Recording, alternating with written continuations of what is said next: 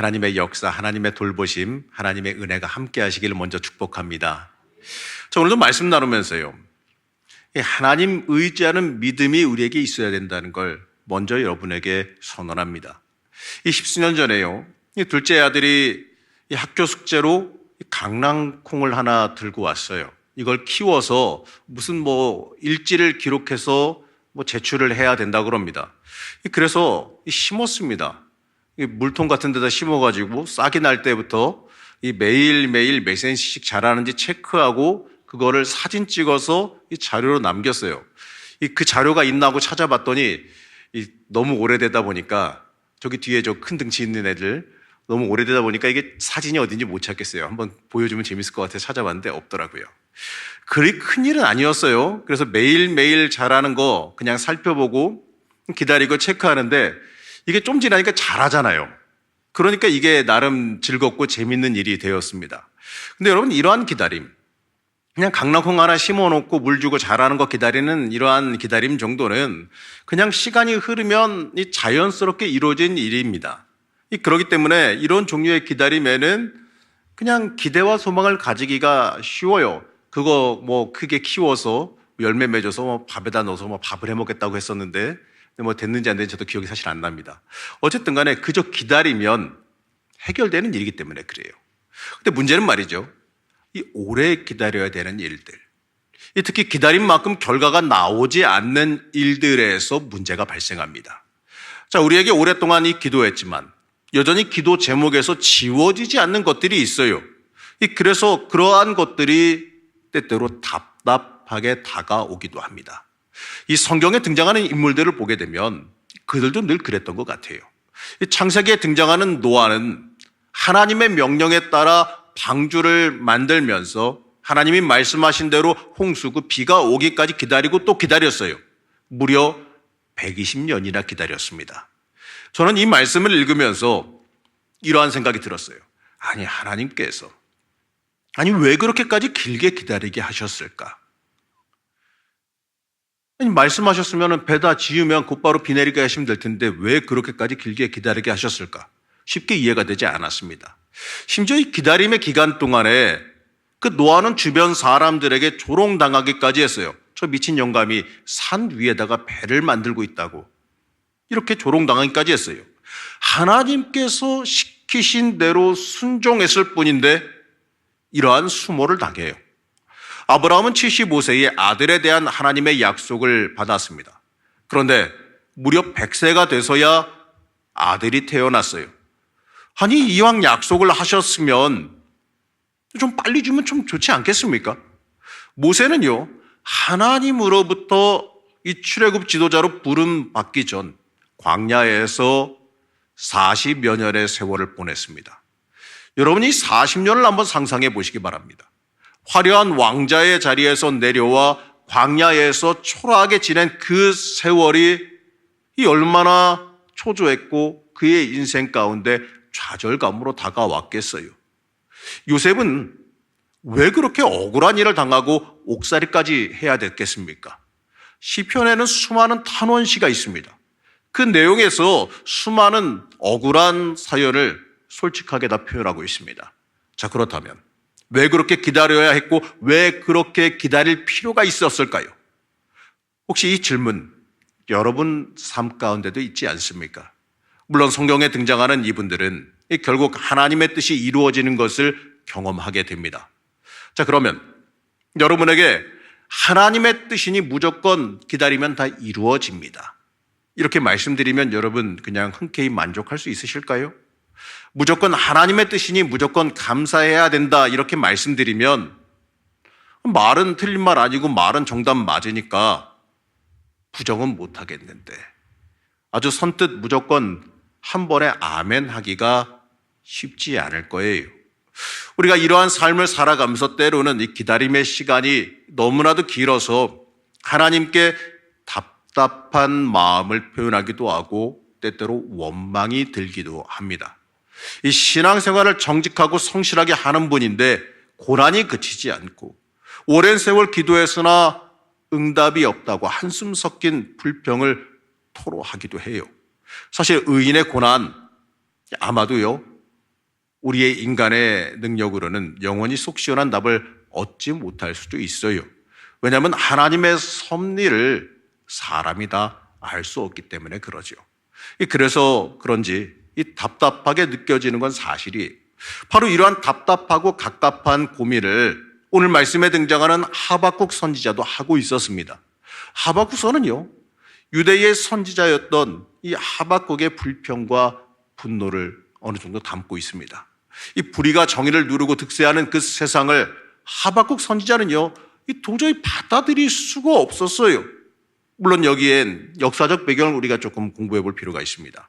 당시가 언제였냐면 주전 약 600년 이 남유다 왕국의 요시야 왕이 등장해서 이 부정부패한 이스라엘을 정결하게 정화했고, 또 문제가 많았던 그 우상을 철폐하고 이 종교개혁을 일으키면서 나라를 하나님 앞에 바르게 세우려고 했어요.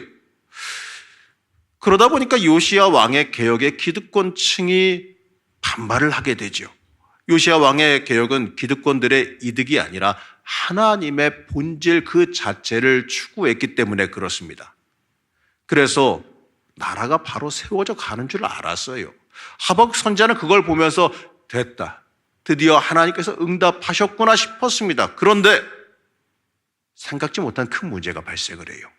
이 강력하게 개혁을 행하고 나라를 세워가던 요시야 왕이 이 전쟁에 나갔다가 너무나도 허무하게 전사하고 맙니다. 요시야 왕이 죽자 그의 둘째 아들 여호아하스가 왕이 됐는데, 이 당시의 패권 국가였던 애굽이 그 개입을 해서 요시야의 아들 여호아하스를 폐위시키고 꼭두각시처럼 여호야김이라고 하는 악한 왕을 세워놨어요. 이 여호야김이 잘하면 좋겠는데 하나님의 말씀이 담긴 그 두루마리, 그 성경 그 원문을 갖다가 불태워버리는 짓까지도 서슴지 않고 행하는 아주 악한 사람이 왕이 됐어요. 그러다 보니까 당연히 부정부패가 만연했고, 이 정치인들이 온갖 나쁜 짓을 했고 악인들이 득세하는 세상이 되어버렸습니다. 이러한 모습을 바라보는 이 하박국 선지자는 이 나라가 돌아가는 모습을 도무지 이해할 수가 없었어요. 이 개혁을 해서 나라를 바르게 잡아간다 싶었던 요시야 왕은 허무하게 죽어버렸고, 이 도저히 좋게 봐줄래야 봐줄 수가 없는 여호야김이 왕이 됐어요. 이것을 바라보던 하박국 선지자는 하나님께 이렇게 외칩니다. 1장 2절 말씀 함께 보시겠습니다. 여호와여, 내가 부르짖어도 주께서 듣지 아니하시니 어느 때까지리까? 내가 강포로 말미암아 외쳐도 주께서 구원하지 아니하시나이다. 이제 등장하는 3절에서는 이 세상의 죄악과 폐역, 강포함, 그리고 분쟁이 계속 벌어지는데 하나님 왜 이걸 그냥 두고 보시냐고 이렇게 절규하고 있어요. 자, 이제 4절 말씀 함께 보시겠습니다. 이러므로 율법이 해이하고 정의가 전혀 시행되지 못하오니 이는 악인이 의인을 애워쌌으므로 정의가 굽게 행하여 짐이니이다. 내용을 요약해보면 이렇게 말할 수 있어요. 하나님, 어떻게 불의가 정의를 이깁니까? 왜 나쁜 사람이 득세합니까? 왜 나쁜 사람들을 하나님 심판하지 않으십니까? 도대체 언제까지 참으실 겁니까? 하나님, 언제까지 우리가 기다려야 됩니까? 이러한 질문입니다. 여기에 대해서 하나님은 이렇게 대답하세요. 내가 심판한다. 계속 저렇게 나쁜 짓 하면 내가 그냥 내버려 두지 않겠다. 분명 심판하겠다라고 대답하세요. 네, 좋습니다. 하나님 감사합니다. 그런데 문제가 발생해요. 하나님께서 사랑하시는 그 백성을 갈대아인, 바로 바벨론 사람들을 시켜서 심판을 하시는 거예요. 이 하박국의 입장에서는 이 설상가상 엎친 데 덮친 격이에요. 왜 하필이면 악한 이방인을 사용해서 하나님의 백성들을 갖다가 매질을 하시는지, 이 어떻게 공의로우신 하나님께서 그럴 수 있는지 이 하박국의 생각에서는, 이 인간의 생각으로서는 도저히 납득되지도 않고 이해도 되지 않습니다. 이 악한 일을 행하는 지도자를 벌하시는 것, 그래요, 이거 좋습니다. 그런데 왜 죄 없는 많은 백성이 고난을 당해야 되는지 이해가 되지 않아요. 하나님은 악인이나 선한 사람이나 다 똑같이 이방 민족에게 어려움을 겪게 놔두십니다. 이 하박국의 입장에서는 이게 공평하지 않아 보였다 이겁니다. 그래서 하박국은 불만이 가득합니다. 하나님께서 불의를 보고도 잠잠히 계시고 사람들은 여전히 힘들어요. 언제 악을 심판하실지 기약이 없어 보입니다. 무엇 하나 눈앞에 보이는 게 없어요. 이렇게 답답해하는 하박국에게 하나님께서 말씀하십니다. 이 하나님의 말씀을 판에 새겨서 달려가면서도 볼 수 있게 하라라고 명령하세요. 자, 2장 2절 말씀 함께 보시겠습니다. 여호와께서 내게 대답하여 이르시되 너는 이 묵시를 기록하여 판에 명백히 새기되 달려가면서도 읽을 수 있게 하라. 자, 이게 뭐냐면 여러분 고속도로 가다 보면 안 볼래야 안 볼 수 없을 정도로 엄청나게 큰 광고판들 보셨죠? 굉장히 크게 되어 있는 것도 보는데 이제 서울 좀 올라가다 보면은 예수님이 당신을 사랑합니다. 지저스 러브 이렇게 써놓은 그 게시판도 있어요. 그 광고판도 참 대단한 것 같아요. 자기 광고 대신에 그걸 한 그 제약회사 참 대단한데 하여튼 그러한 광고판처럼 이 사람들이 지나가는 자리에 누구라도 볼 수 있도록 크게 경고의 말씀을 써 놓으라라고 하는 말씀이에요. 자, 3절 말씀, 2장 3절 말씀 함께 보시겠습니다. 이 묵시는 정한 때가 있나니 그 종말이 속히 이르겠고 결코 거짓되지 아니하리라. 비록 더딜지라도 기다리라. 지체되지 않고 반드시 응하리라. 결코 거짓되지 아니하리라. 비록 더딜지라도 기다리라. 지체되지 않고 반드시 응하리라. 이렇게 말씀하세요. 자, 이 말씀 간단하게 말하면 이렇게 말할 수 있어요. 정한 때가 있어. 반드시 종말은 온다. 비록 더딜지라도 믿고 기다려라. 자, 그렇다면요, 우리가 이 무한정 기다리기만 해야 할까요? 사람이 아무것도 안 하고 있으면 쓸데없는 생각들을 하기 마련이겠지요. 하나님께서는 그냥 아무것도 안 하고 시간 보내고 있어라 이렇게 하지는 않으십니다. 자, 오늘 말씀에서 하나님은 하박국에게 이렇게 말씀하십니다. 이 묵시를 기록하여 판에 명백히 새기되. 저는 이 2장 2절의 말씀을 이렇게 읽고 싶어요. 의인이 고통당한다고 괴로워하고 힘들어하며 원망하지 말고 너의 할 일을 하거라.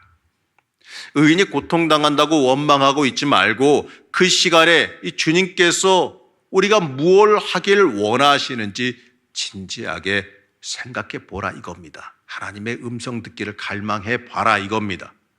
여러분 농부들이요, 씨 뿌리고 파종하고 난 뒤에 그냥 마냥 기다리는 거 아니에요. 추수할 때까지 아무것도 안 하고 그냥 기다리는 거 아니에요. 좋은 열매 기다리는 농부는 좋은 씨앗을 준비해서 정성스럽게 심고 물을 내고 퇴비 주고 잡초 뽑아주고 여러 가지 관리를 하면서 기다리는 겁니다. 그러면서 기대와 소망을 품고 기다리는 거예요. 여러분 우리도요, 그냥 아무것도 안 하고 기다리는 게 하나님이 하실 거야 이러면서 그냥 기다리고 있는 것이 아니라 우리가 기다리며 해야 할 일을 해야 한다라는 겁니다. 물론 기다림이 사람마다 다 다를 수는 있어요. 하지만 하나님께서는 나에게 주시는 것을 행하며 기다릴 수 있어야 돼요. 하나님께서 인도하실 것에 대한 기대와 소망을 품고 기다림의 시간을 준비하며 보낼 수 있어야 됩니다. 하박국 선지자가 왜 그리 답답해하고 있는지 알려드리기 위해서 역사적인 배경을 간략하게 설명드렸어요.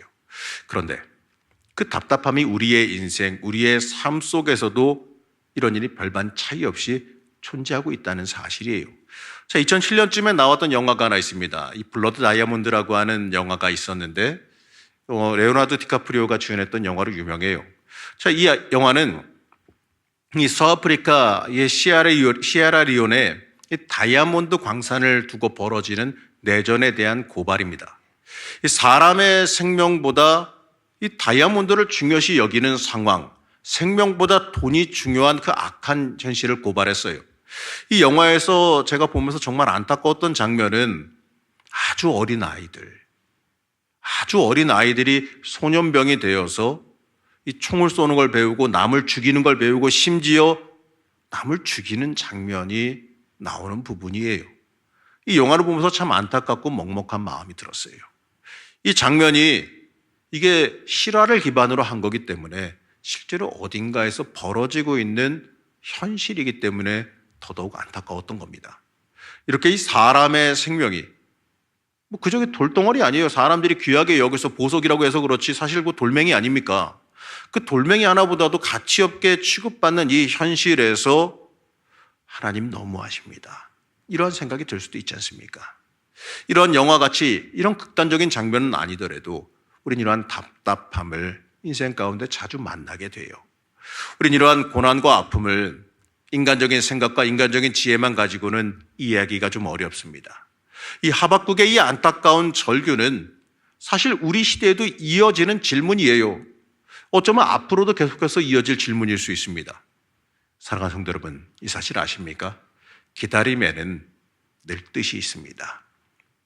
모세의 40년의 준비 기간, 이것을 요구하신 것은요, 이집트 왕자의 그 교만했던 모습, 그 모습에서 내가 누구간데 자격도 없는 사람을 사용하십니까? 하나님, 내가 도저히 하나님의 부르심을 감당하지 못하겠습니다. 이렇게 말하는 겸손한 모습으로 변화시키기 위한 기간이었습니다. 여러분, 모든 일에는 때가 있고 뜻이 있어요. 이 하박국에게 기다림의 시간은 이 절대로 쓸모없는 시간이 아니었어요. 결국 하박국 선지자는요, 하나님께서 일하고 계신다는 사실을 깨닫고 결국에는 고백합니다. 창세기 37장 12절 이하에 요셉의 이야기가 등장합니다. 우린 이 이야기를 통해서 하나님의 시간을 발견할 수가 있어요. 요셉은 세겜에서 양떼를 치는 형들에게 가던 중에 들에서 방황하게 됩니다. 성경은 그 부분을 명확하게 기록하고 있어요. 창세기 37장 15절에서 16절 말씀 같이 함께 보시겠습니다. 어떤 사람이 그를 만난즉 그가 들에서 방황하는지라. 그 사람이 그에게 물어 이르되 내가 무엇을 찾느냐? 그가 이르되 내가 내 형들을 찾으오니 청하건대 그들이 양치는 곳을 내게 가르쳐 주소서. 자, 그때 당시에 형들에게 심부름을 갑니다. 그런데 이 유목하는 건 옮겨 다니는 거잖아요. 원래 있던 장소에서 양들이 풀을 어느 정도 다 뜯어먹고 나면 또 다른 풀이 있는 곳으로 옮겨야 되니까 이동을 한 거예요.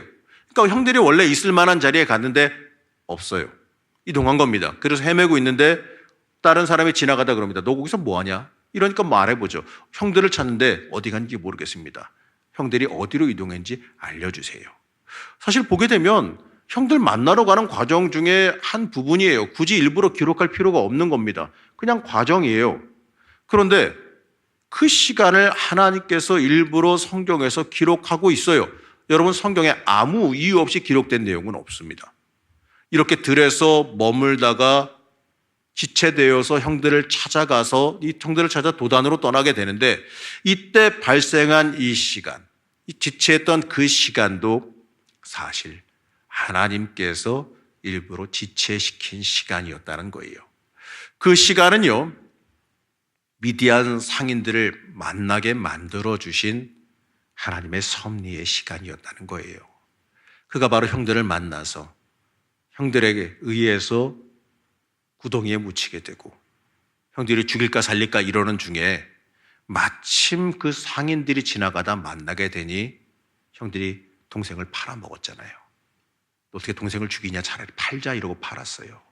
만약에 이 시간이 엇갈려서 그 상인들과 만나지 못했다면 어찌 되었을까요? 여러분, 우리는요, 인생에서 항상 이 최단 거리를 찾는 버릇이 있습니다. 가장 빠르게 가고 가장 빠르게 성공하는 방법을 늘 찾아요.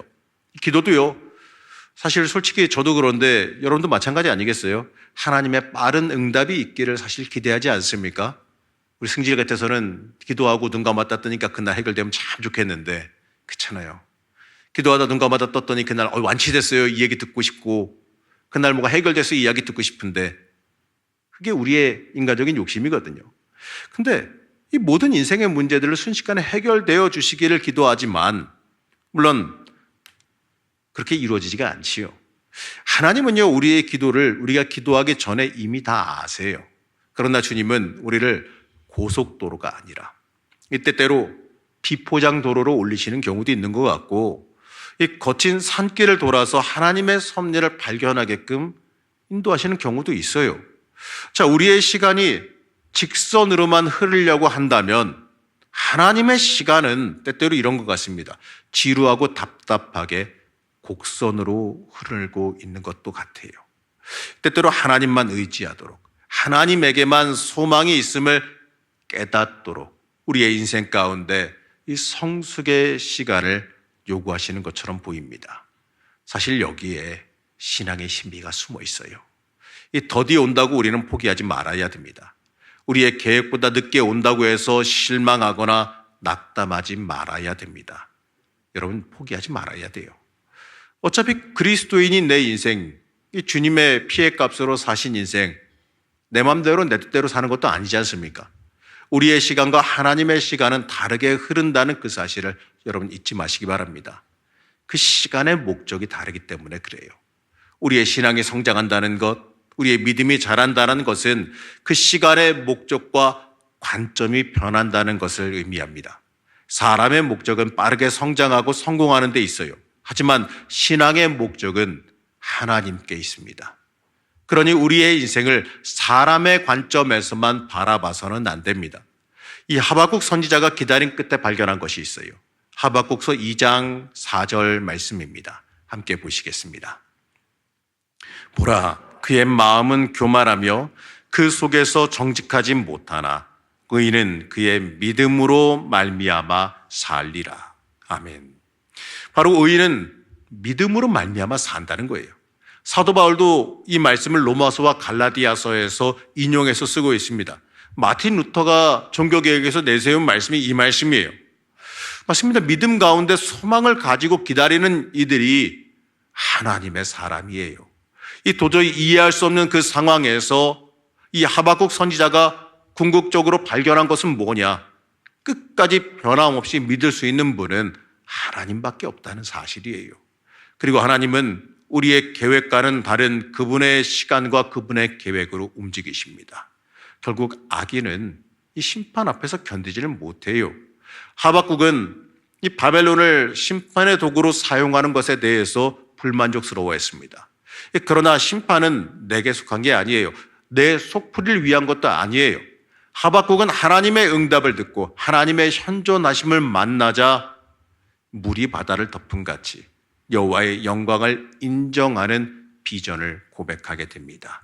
하박국서 2장 14절 말씀 함께 보시겠습니다. 이는 물이 바다를 덮은 같이 여호와의 영광을 인정하는 것이 세상에 가득함이니라. 맞습니다. 결국 환경이 나를 괴롭게 하는 것이 아니라 하나님의 뜻을 이해할 수 없기 때문에 그 조급함으로 인해서 답답하고 분노하고 살아가는 거예요. 하박국은 이제 다짐하고 고백합니다. 하박국서 3장 17절에서 18절 말씀, 가장 유명한 말씀이죠. 우리 같이 함께 보시겠습니다. 비록 무화과 나무가 무성하지 못하며 포도나무에 열매가 없으며 감람나무에 소출이 없으며 밭에 먹을 것이 없으며 우리의 양이 없으며 외양간에 소가 없을지라도 나는 여호와로 말미암아 즐거워하며 나의 구원의 하나님으로 말미암아 기뻐하리로다. 아멘. 맞습니다. 하박국은 이 고백에서 다른 것이 아무리 많아도 평안을 줄 수가 없고, 이 무화과 나무와 포도나무의 열매가 풍성해도 양과 소가 아무리 많아도 하나님 없는 인생이 얼마나 비참하고 공허한지를 알게 되었다고 말합니다. 여러분, 응답이 없음에도 그럼에도 불구하고 하나님이 계시기 때문에 영원하신 하나님의 섭리를 발견하고 그분의 존재 그 자체로 인해 기뻐할 수 있는 겁니다. 처음에는 이해하지 못해서 분노했어요. 하지만 이제 하나님의 뜻을 깨달아 알게 됩니다. 기다리다 보니 이 믿음이 무엇인가에 대해 진지하게 생각하게 됐어요. 여러분, 믿음은 바로 우리의 인생 가운데 하나님을 인정하는 겁니다. 믿음은 무엇인가를 얻어내고 뜯어내는 게 아니에요. 하나님께 무언가를 받아내는 게 아니에요. 하나님을 내 인생의 주인으로 온전히 받아들이고 인정하고 살아가는 게 믿음입니다. 그분이 우리의 삶도 인정하신다는, 그래서 우리의 삶도 인도하신다는 그 확신, 그 환난 가운데 우리를 성숙시키시고 힘들지만 일으키시는 그 하나님을 우리가 발견할 수가 있다면 그것이야말로 이 모든 것을 기쁨으로 변화시키는 일이 될 줄로 믿습니다. 바로 여러분들 하나님을 새롭게 만나길 축복합니다. 지금도 수많은 사람들이 하나님께서 나에게만 특별하게 직통 계시를 좀 내려주셨으면 좋겠다고 생각을 하죠. 하지만 하나님은 그렇게 역사하지 않으세요.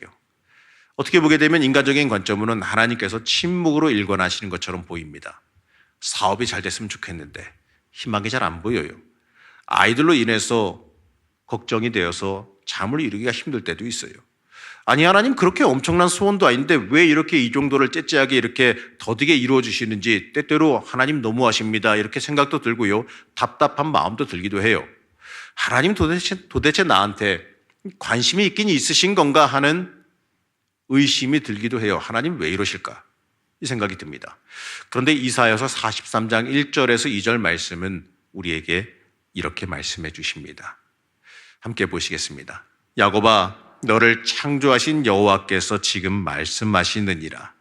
이스라엘아, 너를 지으신 이가 말씀하시느니라. 너는 두려워하지 말라. 내가 너를 구속하였고 내가 너를 지명하여 불렀나니 너는 내 것이라. 내가 물 가운데로 지날 때에 내가 너와 함께할 것이라. 강을 건널 때에 물이 너를 침몰하지 못할 것이며 내가 불 가운데로 지날 때에 타지도 아니할 것이요 불꽃이 너를 사르지도 못하리니. 이사야서는 이렇게 말씀합니다. 우린 누구나 정도의 차이는 있을지 몰라도 이 눈물과 한숨의 강을 건너야 되고 이 불과 같은 역경과 시련도 통과해야 됩니다. 그러나 그 모든 아픔과 고난 가운데 이 동행하시는 하나님이 계시기 때문에 그럼에도 우리는 소망 중에 기다릴 수가 있습니다. 하박국 선지자는 분명하게 이 늦음에 대한 대답을 듣습니다.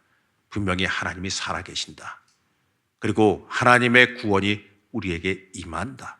믿음 가운데 준비하면서 기다려라. 때때로 더디우시지만 그럼에도 불구하고 하나님께서 자신의 그 선하신 계획과 시간 속에서 틀림없이 약속을 지키신다. 이 믿음 때문에 인생의 소망을 품게 되는 겁니다. 그러므로 기다림은 여러분 소망의 문제이자 믿음의 문제입니다. 그리고 우리가 보내는 시간은 이 어떤 시각에서 보느냐의 관점 문제예요. 우리가 직선적으로 우리의 시간으로만, 우리의 생각으로만 이해하려고 그러면 도저히 하나님을 볼 수 없어요. 하나님 만날 수가 없어요. 그러나 이 하나님의 거룩한 시간과 하나님의 섭리에서 바라보게 되면 이 모든 일들은 하나님의 뜻을 이루기 위한 과정으로 보이게 됩니다. 하나님의 역사하심과 하나님의 일하심을 조금이나마 만나게 돼요.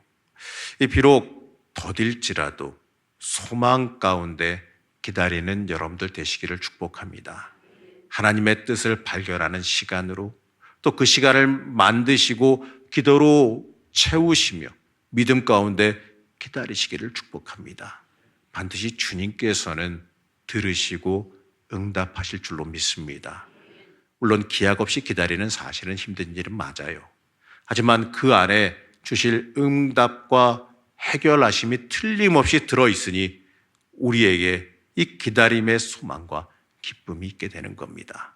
우리 사랑하는 성도 여러분, 하나님의 뜻을 붙잡고 순종하며 기다리는 우리의 기다림은 틀림없이 믿음의 기다림이고 응답의 기다림이고 하나님께서 주시는 아름다운 기다림입니다. 이 성도의 기다림은 비록 더딜지라도 틀림없이 기약이 있고 설렘이 있으며 소망이 있는 기다림입니다. 하나님은 이미 오셨고 나와 동행하시며 반드시 앞으로도 오실 분이십니다. 우리의 시간과 계획 속에 하나님을 가두지 마세요. 내 욕망의 시간이 아니라 하나님의 시간에서 살아가시기를 축복합니다. 하나님께 참된 소망이 있습니다. 그 소망 중에 믿음 가지고 기다릴 때에 우리의 삶 속에 하나님의 평강과 복이 가득할 줄로 믿습니다. 여러분, 오늘 말씀의 제목처럼 더딜지라도 우리는 기다릴 줄 압니다. 더딜지라도 기다릴 때 소망을 받아 누리고 응답을 받아 누리고 하나님의 살아 역사하심을 만나는 인생이 될 줄로 믿습니다. 그 놀라운 복이 이 시간 이 자리에 있는 모든 성도님들에게 충만하게 임하시기를 간절히 축복합니다. 잠시 기도하겠습니다.